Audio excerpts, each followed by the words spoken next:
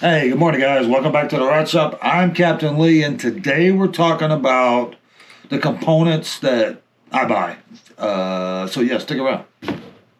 In the last few weeks, actually the last month or so, I've gotten more than a handful of questions about components, blank manufacturers, component manufacturers, and a lot of what do you buy, or getting questions about recommendations for builds for you guys.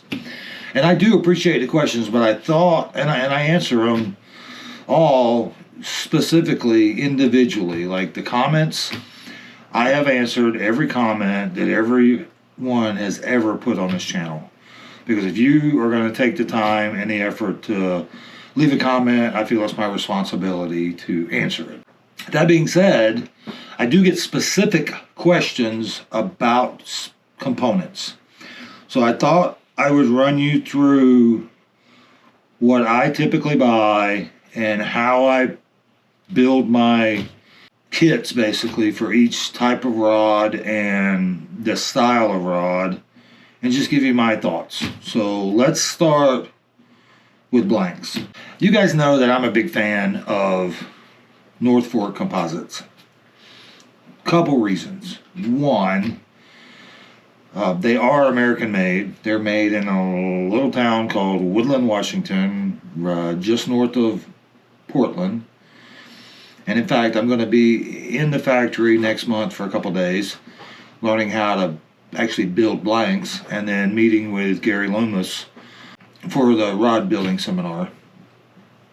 But the reason that I like them the most is you get a higher quality blank, a higher performing blank per dollar than any other manufacturer, in my opinion. And most of the other blanks you could buy are built in a Chinese factory. It's the equivalent of, in my opinion, of the difference between a factory rod and a custom rod. Now, a lot of people aren't going to agree with that, and that's fine. You guys know that I am not beholden to other people's opinions, but I think that you get a better blank for the dollar. Now, are there some challenges in dealing with NFC? Yes.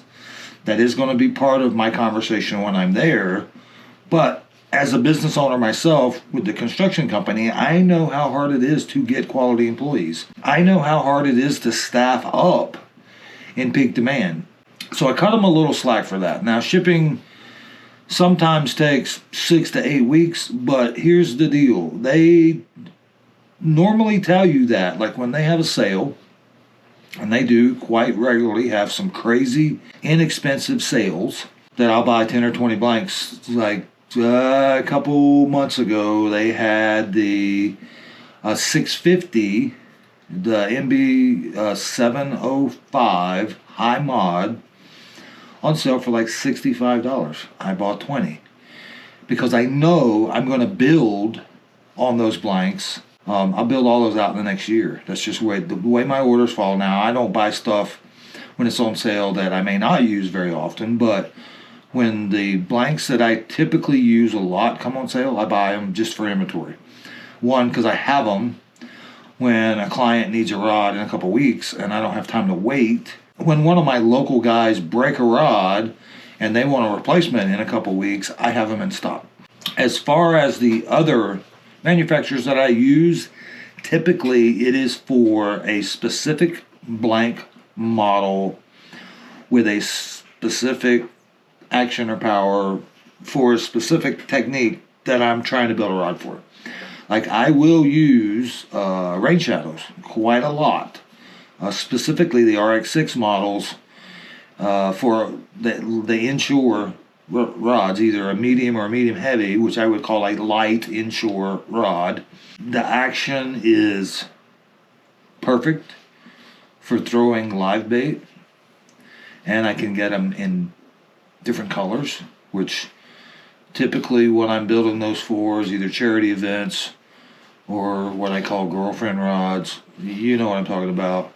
Doesn't have to be as crisp. You don't want it as crisp when you're throwing live bait. So I will use Rain Shadow. In fact, I've got 5 here that I'm getting ready to start for a charity event that's coming up. And I will do a rod recipe for this particular set of rods. I also like the MHX Elite. Again, specific models that I do like for a specific purpose. And you can get those in some colors. And then Rod Geeks I use mostly for one blank that I can't get anywhere else. The action that I love specifically for myself. And then I have a couple of point blanks in here that just came in that are specifically for 2 jerkbait rods I'm going to build. So I do use a lot of manufacturers, but since NFC is American owned, operated, manufactured, everything here in the U.S., I feel that's important. They're all rolled by hand. They're all rolled by skilled craftsmen making a fair wage. The good news is they aren't going to be affected as much by tariffs. But I love the array of choices that I get from them.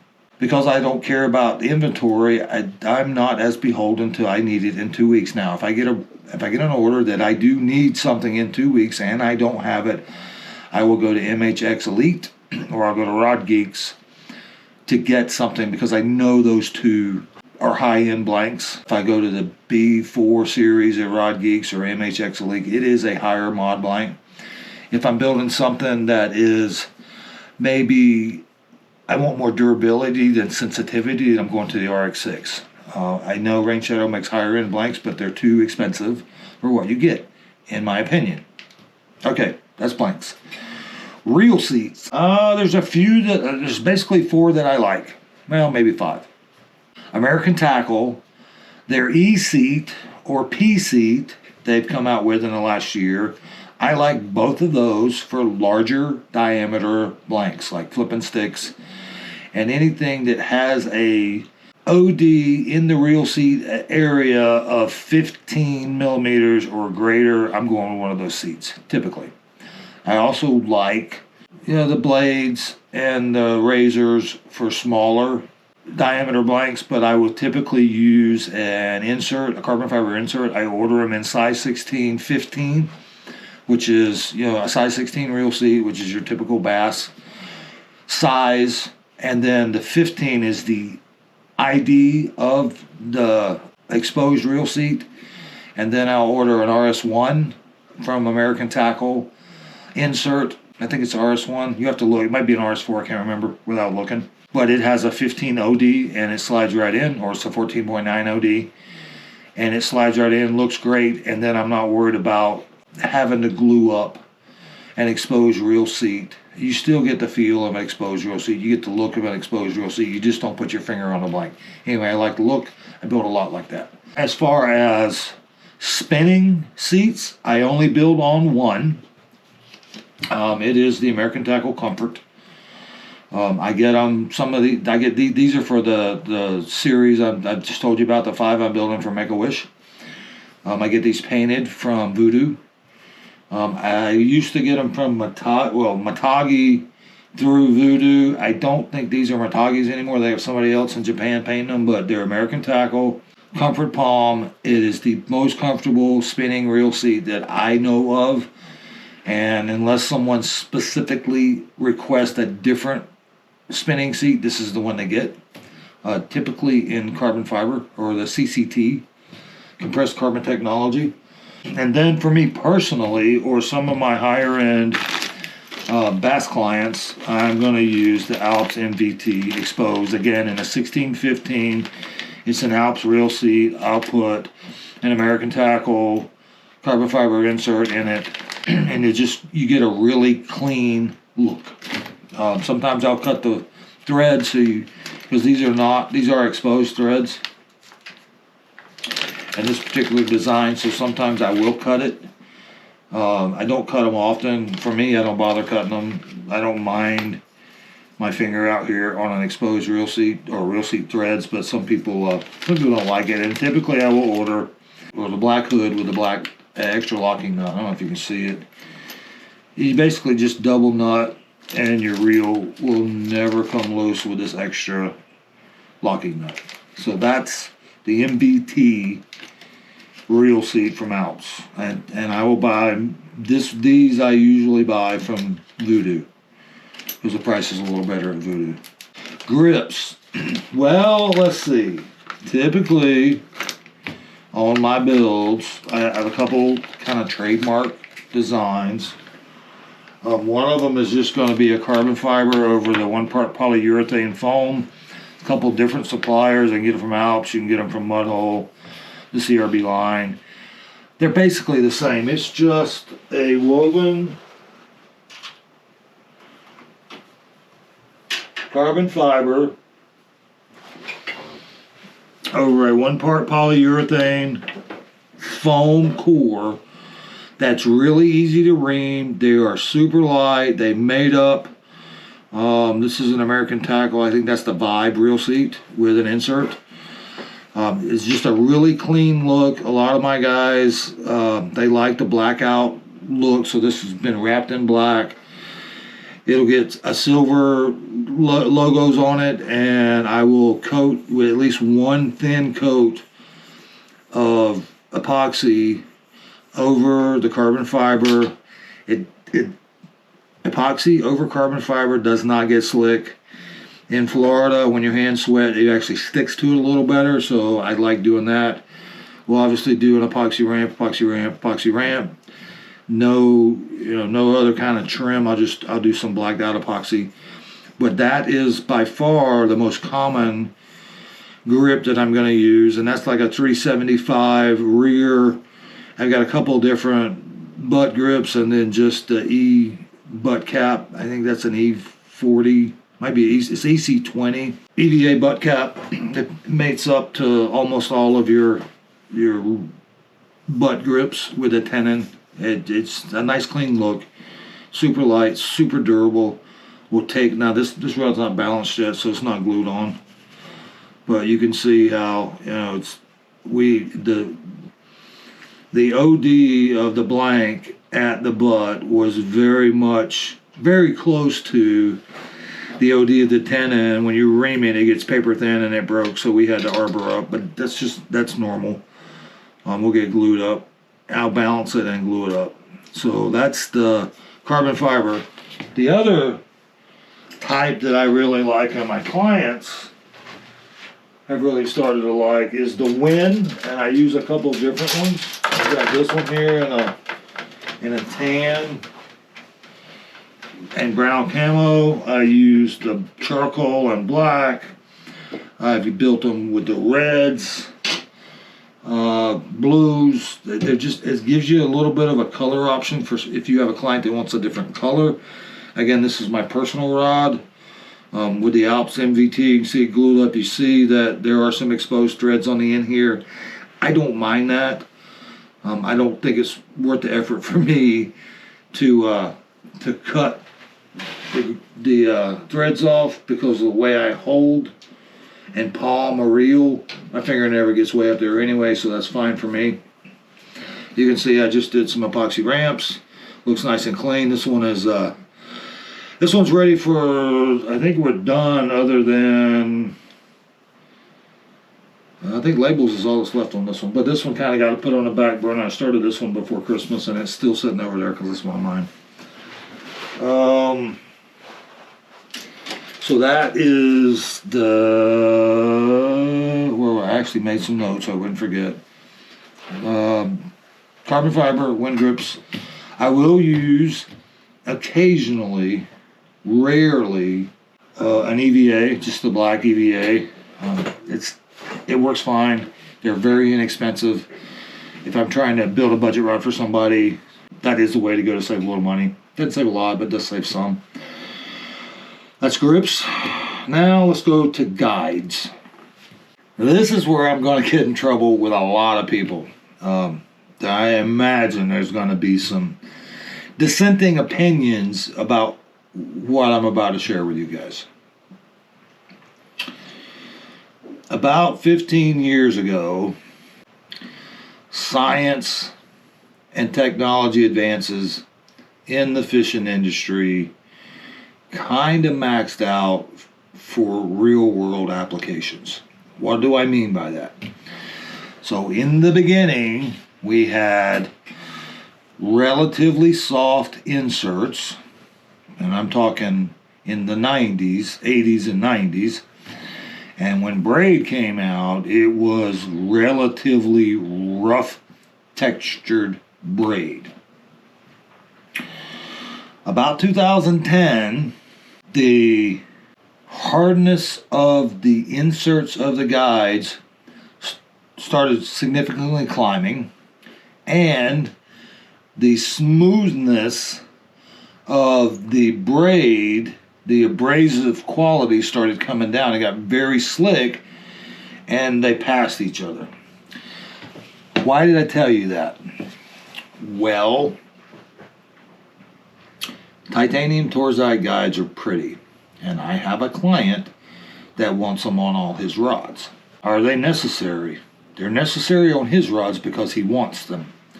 They're also $125 my cost just for the guides. Stripper guide's about $25 by itself. Is Torzite harder than silicon carbide or zirconia? Yes, in a laboratory. Will it ever make a difference on a fishing rod?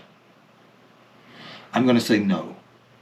Unless you put a cheap set on a boat rod with a power reel on it, and you're winching in 500 yards of 100-pound lead core braid with a 500-pound marlin on the other end.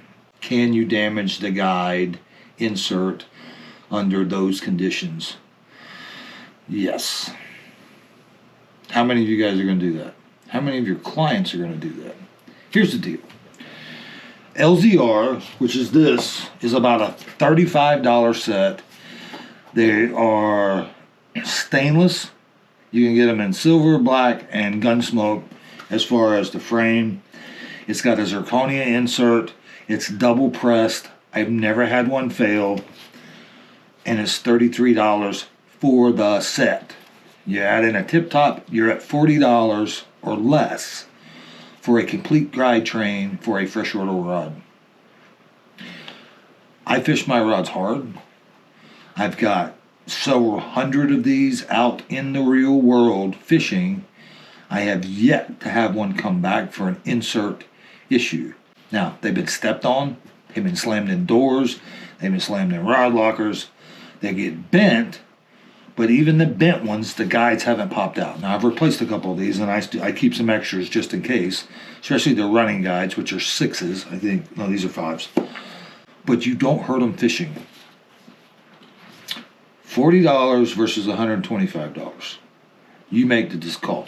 And if you're not fond of the CRBs, then Alps makes a very similar set. Comes like this. I buy this particular set from Voodoo. Full set, under 30 bucks.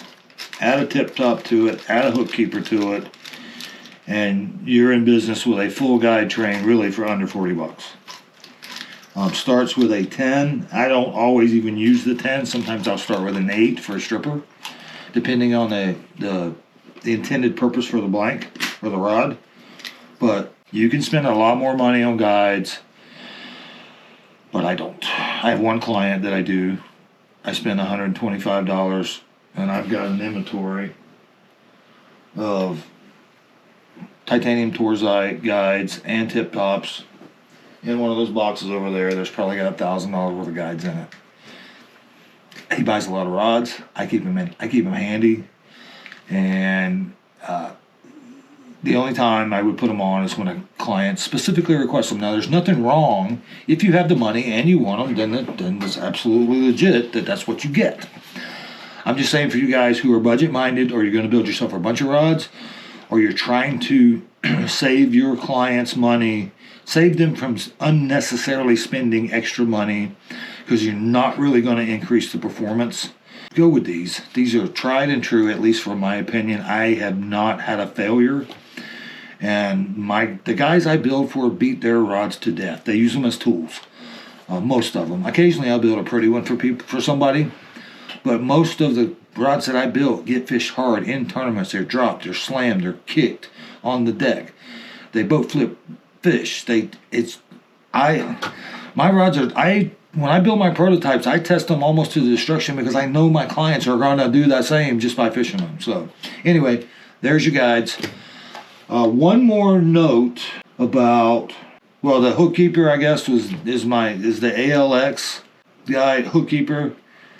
And I'll put a link to where I get them down in the description. I don't remember the website now, but it's the only thing I buy from them, and I buy a bunch of hook keepers from them. That's my favorite one. The other one would be a Jumbo drop shot.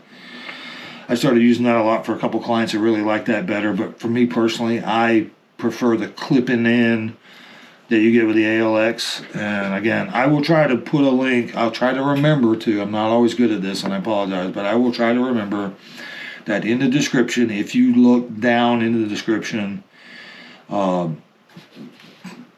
you will see a list of about everything I talked about today. And I do have one question now that I think about it. I know that most of you guys watch this channel. About 50% of you watch this channel on YouTube TV. That's some stats that YouTube gives me. Can you see the comments? And can you see the description from YouTube TV? Because I don't have YouTube TV, so I don't know. So if you do, please send me an email or put in the comments, how much of the stuff that I write can you see? I'm just curious because I don't know. So the one other thing I will say, along with the technology of the guides peaking, as far as I'm concerned, around 2010, so did blank technology. Now, what I will say about that is if you want a durable and relatively light blank and be cost effective, there is no reason, unless you just want to build a durable rod on anything more expensive than an RX6 from Rain Shadow or a Delta Series blank from NFC. If you go to Rod Geeks, that's their C2 blank, and you still get crisp action. You still get lightweight. They might be maybe a half ounce heavier than the $400 blank. Some of my clients want the higher end. I have some rods specifically for open water that I will use a high mod for my own inventory in my boat. But most of my rods are built on either deltas or X-rays. And X-ray is a combo, tough to break, except for me. I'm pretty good at breaking anything. But anyway, that's the materials that I use. That's the components that I buy, and it's why I buy them. I'm certain that I'm going to get some pushback on some of the things that I've said, but that's the reality. You guys know I am not beholden to anyone. I take zero sponsorships, zero advertising that comes to me directly for anything I talk about on this channel. I'm just telling you the truth. It's been my experience. I got a lot of rods out in the real world. I don't have any empirical data to back up what I say, but it's an awful lot of anecdotal data that tells me that I'm doing the right thing. So anyway, you guys have a great morning. Thanks for watching. I'll see you next time. And we're out.